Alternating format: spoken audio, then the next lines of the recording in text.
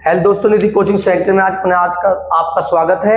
और आज जो 12th क्लास में आपका चैप्टर स्टार्ट है थर्ड, विद्युत धारा,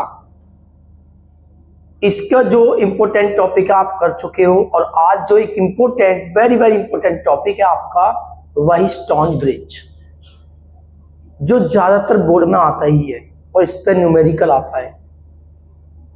तो ये 3 नंबर का टॉपिक है आपका, 3 नंबर पेपर में आते हैं। तो क्या होता है व्हीटस्टोन ब्रिज? क्या होता है व्हीटस्टोन ब्रिज? ब्रिज माने क्या होता है? पुल होता है।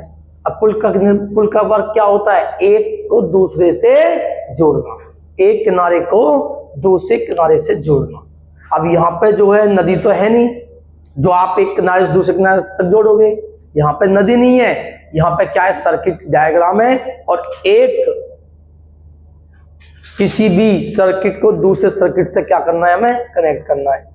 एक बल्ब को दूसरे बल्ब से कनेक्ट करना है। जैसे आप अपने घरों पे दिवालियों पर झालर लगाते हो तो एक बल्ब कनेक्ट होता रहता है तो हमारा सर्किट क्या होता है? तैयार हो जाता है। ठीक है, तो ब्रिज क्या करता है? क्या है, क्या कार्य है इसका? आपके पास कोई अननोन प्रतिरोध है, यानी कि अज्ञात प्रतिरोध, और उस ज्ञात प्रतिरोध को आपको क्या करना है? ज्ञात करना है। तो किसके द्वारा करते हैं? व्हीटस्टोन ब्रिज के द्वारा ज्ञात करते हैं। यानी कि किसी विद्युत परिपथ में अज्ञात प्रतिरोध को ज्ञात करने के लिए किसका प्रयोग करते हैं? हम व्हीटस्टोन ब्रिज का प्रयोग करते हैं। ठीक है, अज्ञात प्रतिरोध को ज्ञात करने के लिए हम व्हीटस्टोन ब्रिज का प्रयोग करते हैं। तो नोट्स कीजिए, किसी विद्युत परिपथ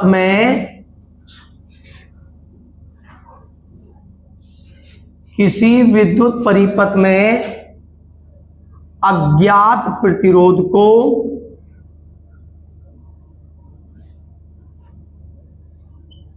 ज्ञात करने के लिए, अज्ञात प्रतिरोध को ज्ञात करने के लिए व्हीटस्टोन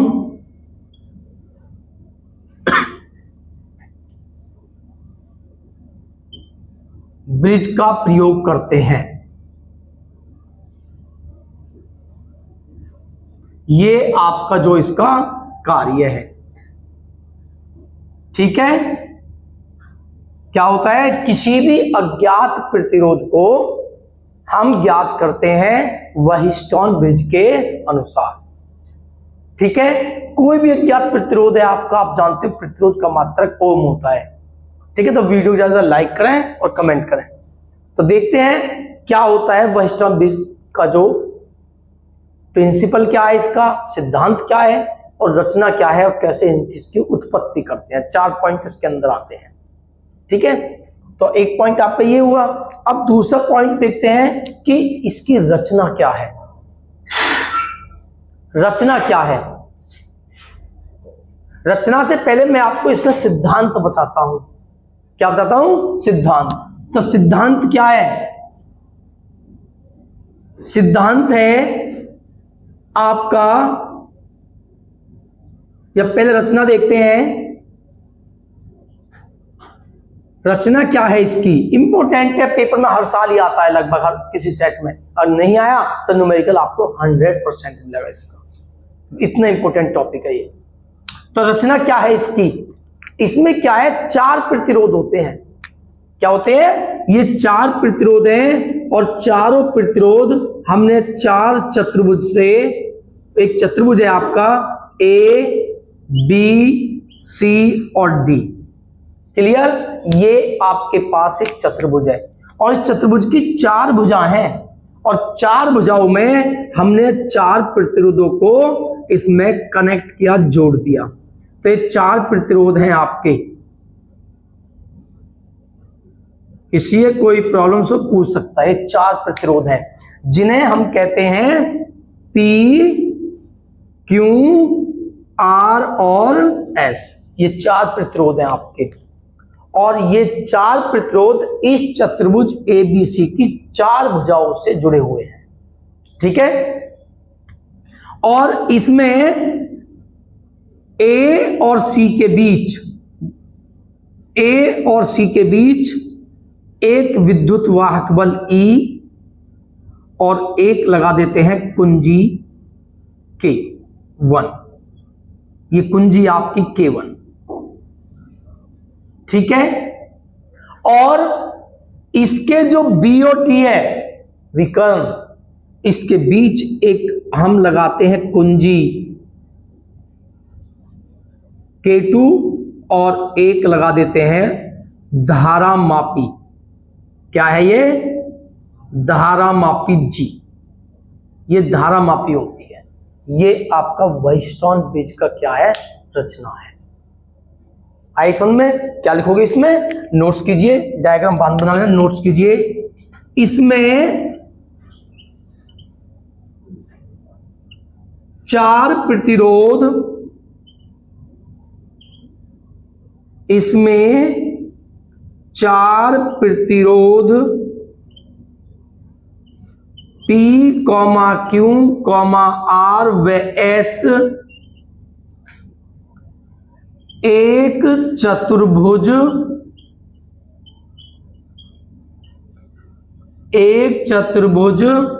ABCD की 4 भुजाओं में, 4 भुजाओं से जुड़े होते हैं। ठीक है, एक चतुर्भुज होता है, उसकी 4 भुजाओं से 4 प्रतिरोध P, Q, R, S जुड़े होते हैं। ठीक, तथा A और C के बीच, A व C के बीच एक विद्युत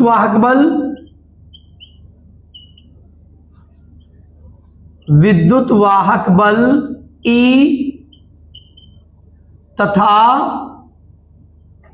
कुंजी K1 लगा देते हैं।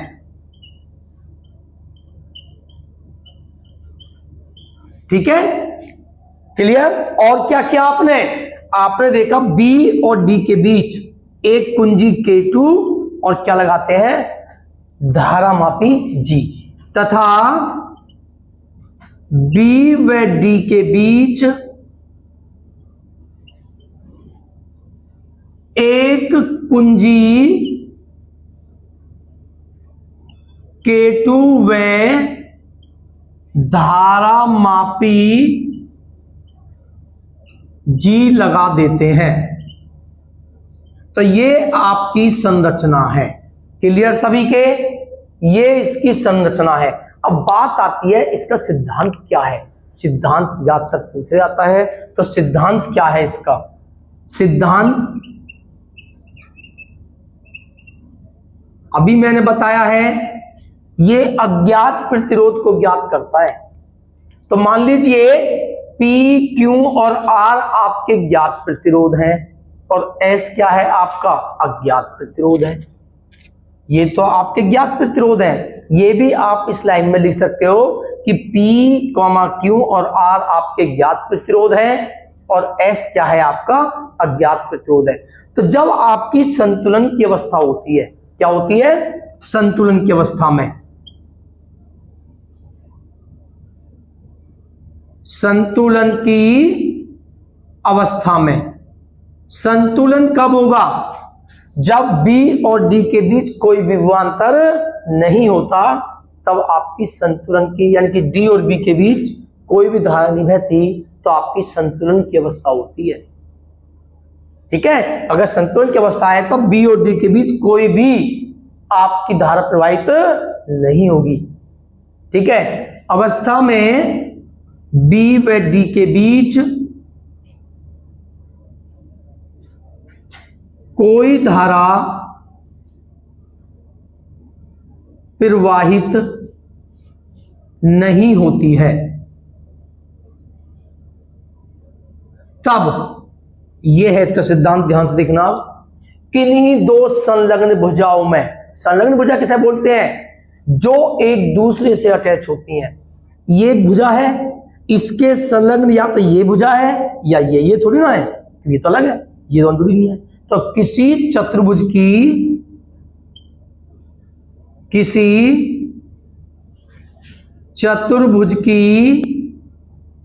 दो संलग्न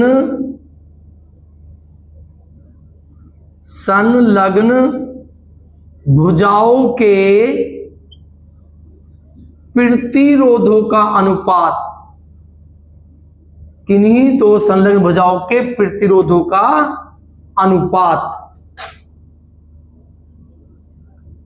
शेष दो संलग्न भुजाओं के प्रतिरोध के अनुपात के बराबर होता है। शेष दो संलग्न भुजाओं के प्रतिरोध के अनुपात के बराबर होता है। ये आपका इसका सिद्धांत है कि कोई चक्रीय चतुर्भुज है, उसकी किन्हीं दो संलग्न भुजाओं के प्रतिरोध का अनुपात शेष दो संलग्न भुजाओं के प्रतिरोध के अनुपात के बराबर होता है। यदि आप देखो तो ये एक भुजा है P, जिसका प्रतिरोध क्या है P, और एक भुजा है आपकी इसके संलग्न ये अपॉन Q, इनका अनुपात शेष दो भुजाओं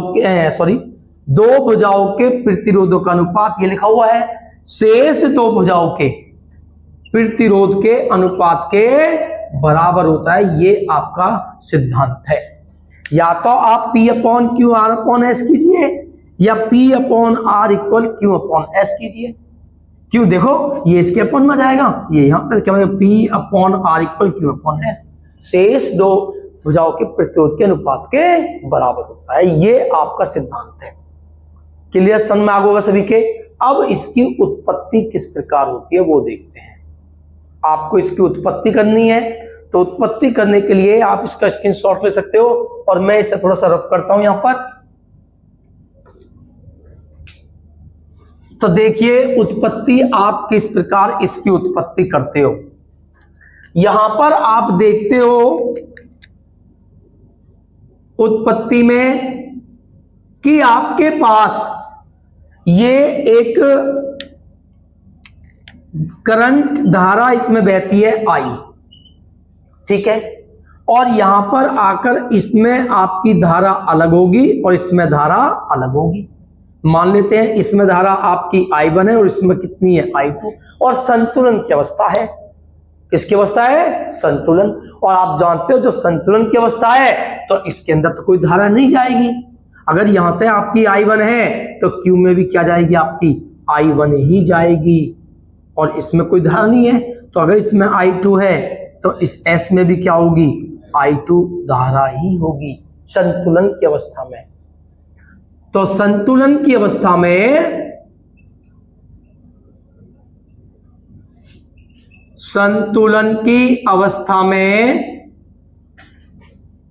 P व Q में समान धारा I1 बहती है,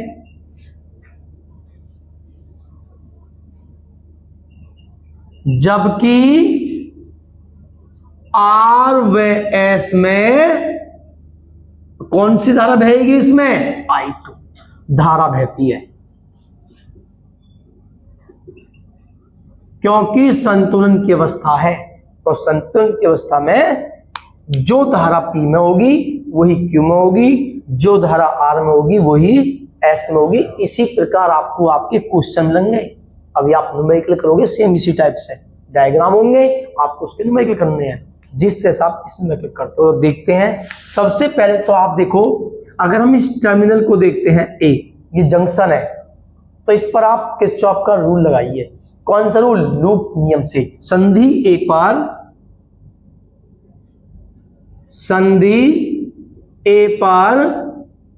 क्या लगाएंगे? संधि नियम से। किरचॉफ का जो प्रथम नियम है उसे आप यहां पर यूज कीजिए। क्या था वो बताइए? वो नियम था I इक्वल 0। तो बोलिए इस पे आने वाली धारा कौन सी है? I1। और इससे जो जा रही है वो कौन सी है? I1 और I2। तो इन्हें क्या करेंगे इसमें? माइनस। इस तरह से आपकी समीकरण बन जाएगी। चाहू से आप कोई भी समीकरण मान सकते हो। इस तरह से आपकी समीकरण बनेंगे, उन्हें हल करके आप जो भी आपको वैल्यू निकालनी है वो निकल के आ जाती है। ठीक है, अब आप क्या देखते हो? इसके बाद आप देखते हो कि आपके पास एक पास है द्वितीय नियम P B D sorry A B D A में। तो पास A B D A में इसमें हम लगाते हैं क्या? लूप नियम, यानी कि किरचॉफ का दूसरा नियम। तो क्या नियम है वो? आप जानते हो क्या है वो नियम? समीजन IR इक्वल E, ये नियम है।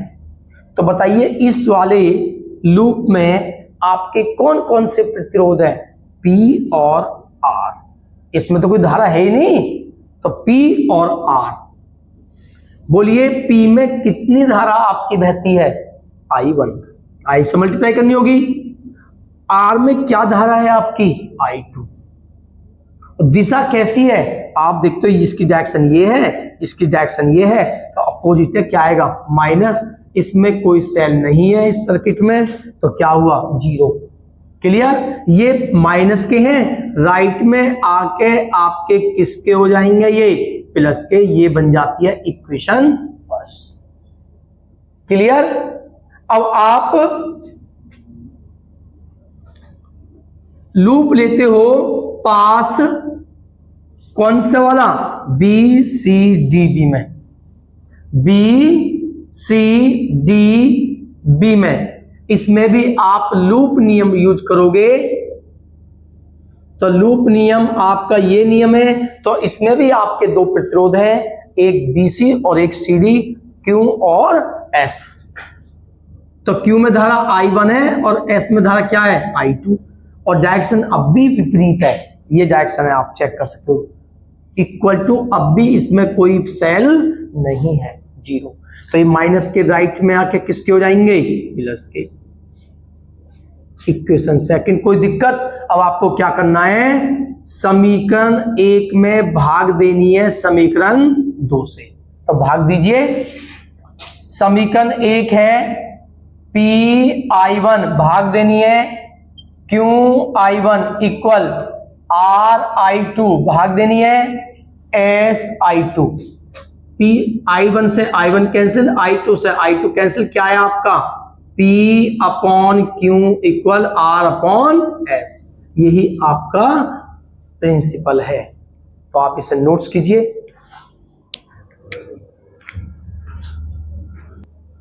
तो अब एक क्वेश्चन है, उस क्वेश्चन को, इस पर एक क्वेश्चन देखते हैं, एक न्यूमेरिकल देखते हैं।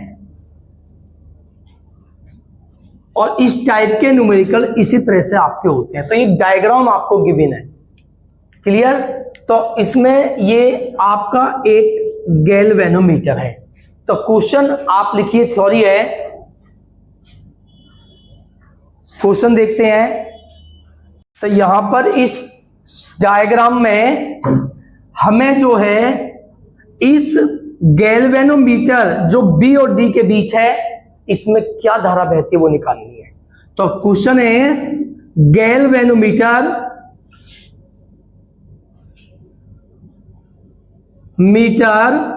में धारा का मान ज्ञात कीजिए। ये आपका क्वेश्चन है।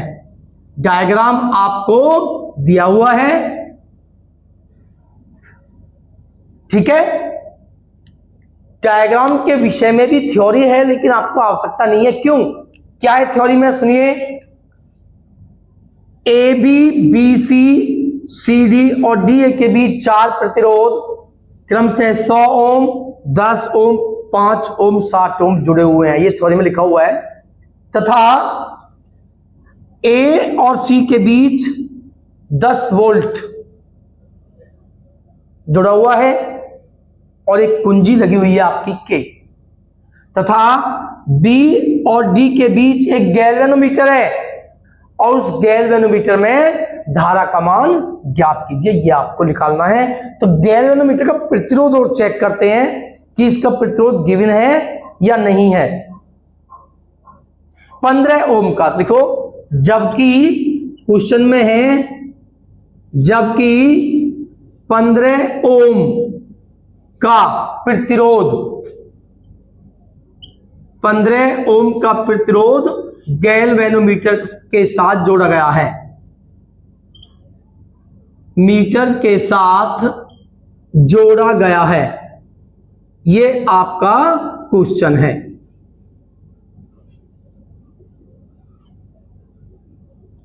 यानी कि यहां पर BD के बीच जो गैल्वेनोमीटर है उसमें प्रतिरोध शो किया हुआ नहीं है उसने, लेकिन जुड़ा हुआ है कितने ओम का, 15, यानी कि इसमें 15 ओम का प्रतिरोध जुड़ा हुआ है। तो अब आपको इसमें धारा का मान निकालना है। देखो इस क्वेश्चन में वो ये भी कह सकता है कि प्रत्येक प्रतिरोध में धारा का मान ज्ञात कीजिए, इस तरह भी कह सकता है। तो हर प्रतिरोध में कितनी धारा बहेगी वो आपको निकालनी पड़ सकती है, और निकालनी पड़ेगी इसमें भी, तभी आप इसमें धारा मान निकाल सकते हो। अब इंडिकेट करते हैं धारा। मान लो यहां से इसमें धारा है I, समझो किस प्रकार इंडिकेट करोगे आप। यहां से आने के बाद मान लो इसमें जाती है आपकी I1 और इसमें है आपकी I2, क्लियर। अब देखिए इसमें प्रतिरोध है और इसी में हमें धारा का मान निकालना भी है।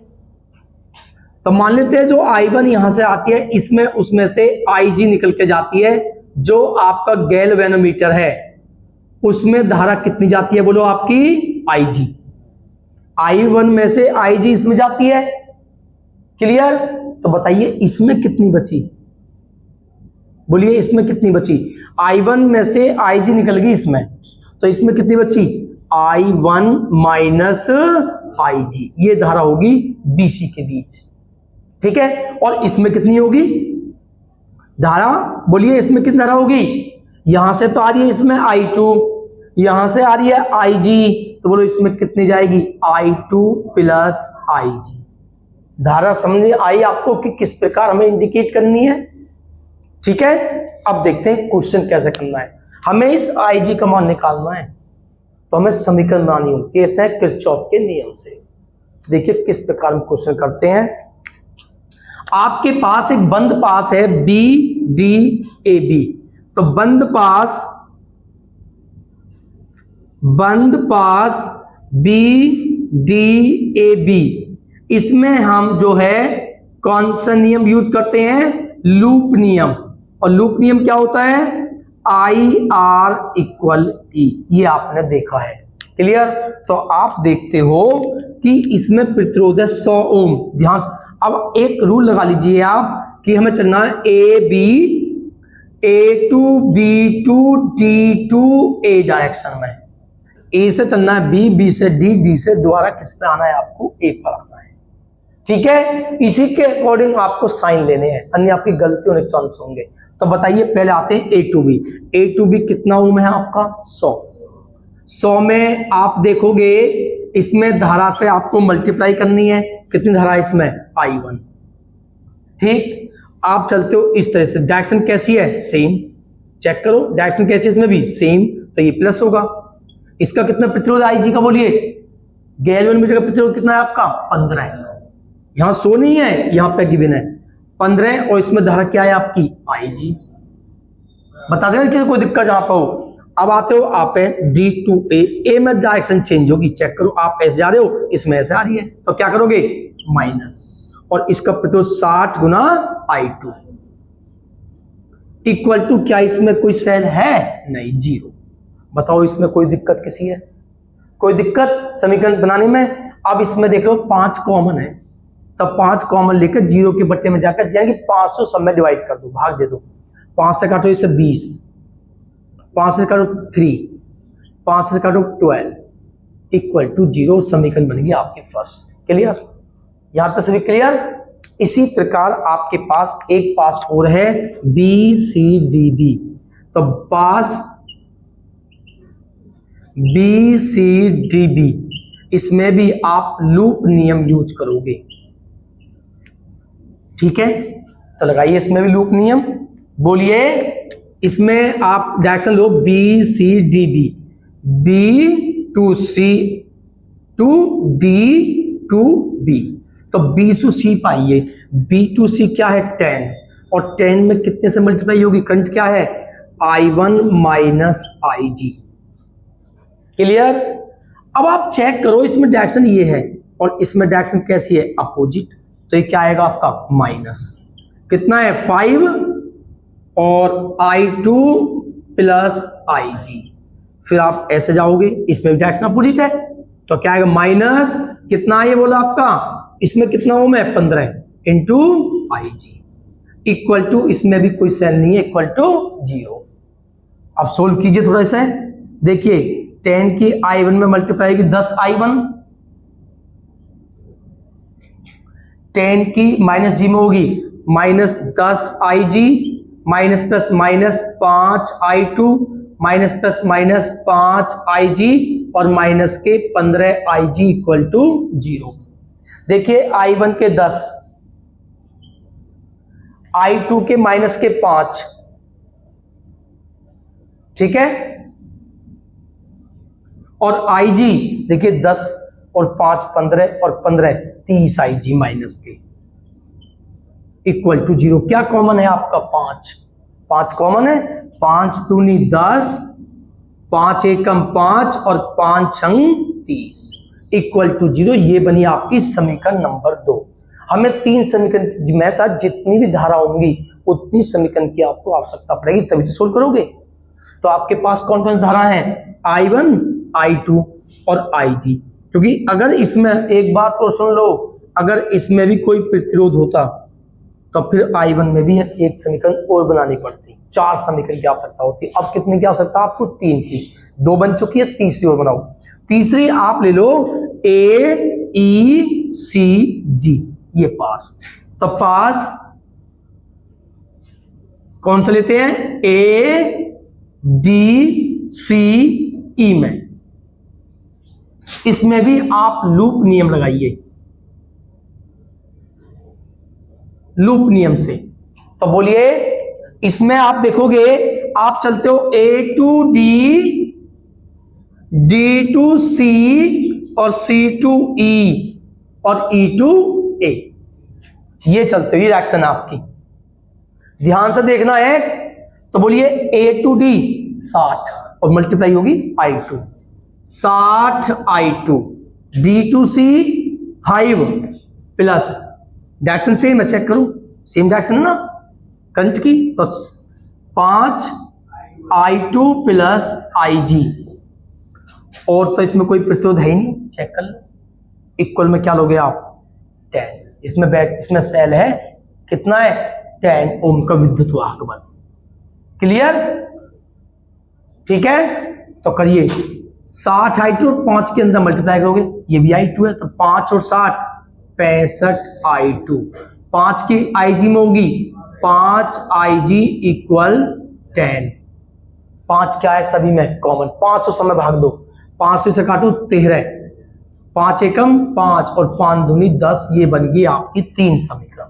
अगर चौथी की आवश्यकता होती, मान लो इसमें प्रतिरोध होता R, तो फिर आप चौथी में उसमें फिर हमें मल्टीप्लाई करनी होती I2, तो एक समीकरण और बनानी पड़ती, यहां पर लगा देते किरचॉफ का प्रथम नियम, समझदारों का बीजगणित योग क्या होता 0, एक समीकरण वहां से बन जाता।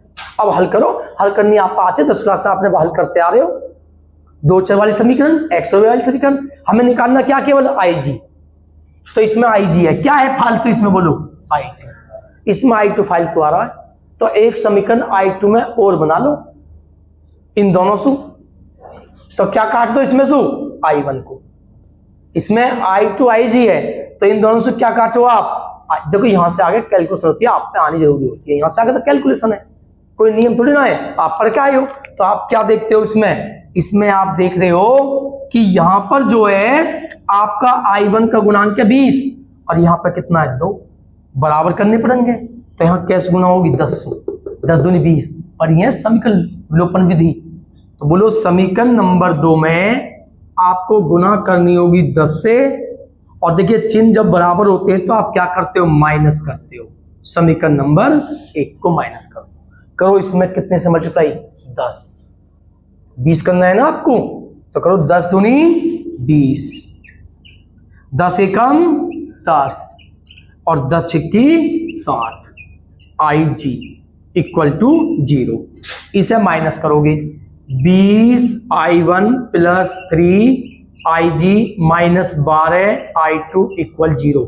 जब माइनस करते हैं तो नीचे वाली इक्वेशन के चिन्ह बदल जाते हैं, ये प्लस है माइनस, ये प्लस है माइनस, ये माइनस है प्लस, ये आपको ध्यान रखना है, चिन्ह बदल जाते हैं, ठीक है। आपको चिन्ह बदलने हैं, माइनस माइनस प्लस। तो क्या देखते हो, प्लस 20I1 माइनस क्या हो गया आपके, कैंसल। देखिए I2 माइनस के 10, I2 प्लस के 12 है ना, प्लस के 12 में से 10 गए, 2I2, IG माइनस के 60 माइनस के 3, दोनों माइनस के हैं तो 60 और 3 माइनस के 63, IG इक्वल 0, समीकरण नंबर 4। क्लियर।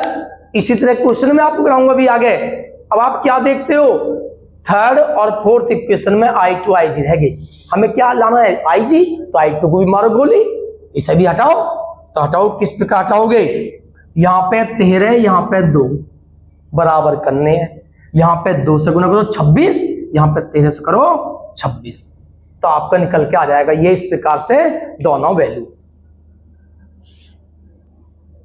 तो आप देखते हो कि यहाँ पे I2 गुणांक 2, यहाँ पे 13, तो हमें 26 करना है। इनका करना कैसे होता है, इनका एलसीएम लीजिए, तो 13 और 2 का एलसीएम क्या आएगा, 26, वही करना है, 26 बनाना है। यहाँ में 2 से बनेगा 26 गुना करके, इसमें 13 से। तो आपको क्या करना है, बोलिए, समीकरण नंबर 3 में गुना करनी होगी 2 से, और समीकरण नंबर 4 में गुना करनी होगी 13 से। और देखो जब चिन्ह बराबर होते हैं तो क्या करना है, माइनस करो, 3 में 2 से गुना, 13 दूनी 26, I2 13 1 2 से करनी है, 2 एकम 2 IG और 2 दूनी 4। Clear.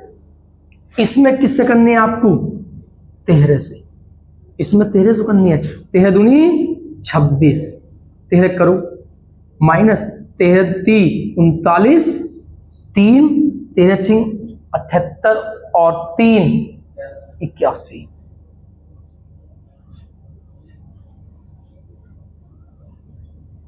Equal to 4, IG equal to 4, ठीक है।